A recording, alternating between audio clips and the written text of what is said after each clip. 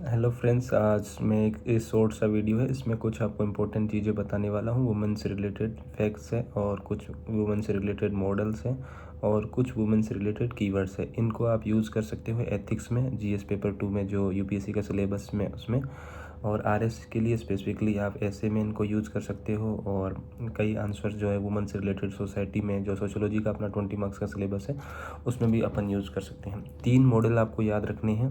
सबसे पहला मॉडल है स्वीडन का जेंडर रेस्पॉन्सिव बजटिंग।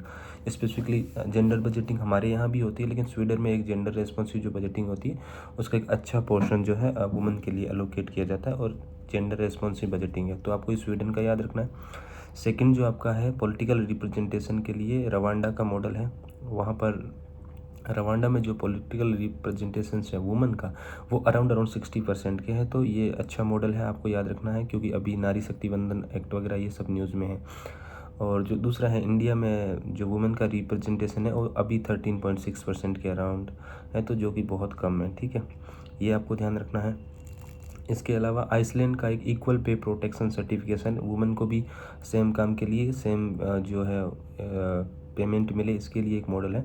तो अब मैंने 3 मॉडल आपको बताए हैं। पहला मॉडल है ये स्वीडन का जेंडर रेस्पॉन्सिव बजटिंग मॉडल, और सेकंड वाला जो अपना रवांडा का जो मॉडल है पॉलिटिकल रिप्रेजेंटेशन के लिए, और थर्ड जो मॉडल है वो आइसलैंड का इक्वल पे सर्टिफिकेशन मॉडल है।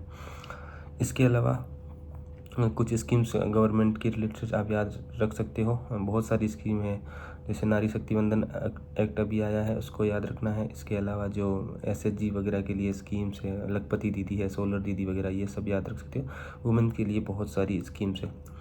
और पे गैप अगर आपने को दिखाना है तो वर्ल्ड इकोनॉमिक फोरम का एक रिपोर्ट है, उसके अकॉर्डिंग अराउंड 35% जो वुमेन इंडिया में वुमेन को मेन से 35% लेस पेमेंट मिलता है। तो ये एक अच्छा फैक्ट है, ये आपको याद रखना है।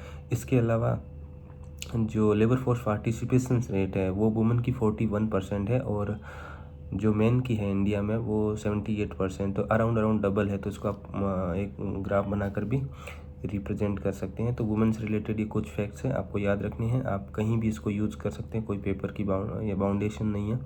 आप किसी भी पेपर में ऐसे में इसको यूज़ कर सकते हैं। थैंक्स।